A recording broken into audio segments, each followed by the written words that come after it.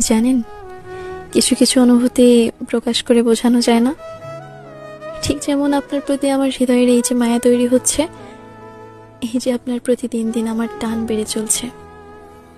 আপনার প্রতি আমার ভালোবাসার গভীরতা কতটা, আপনি কতটা বোঝেন তা আমি জানি না।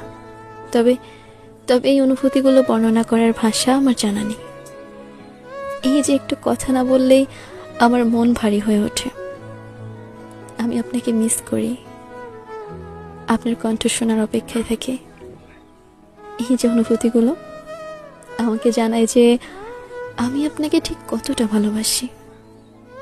আমি চাই আপনার প্রতি আমার এই ভালোবাসা স্থায়ী হোক।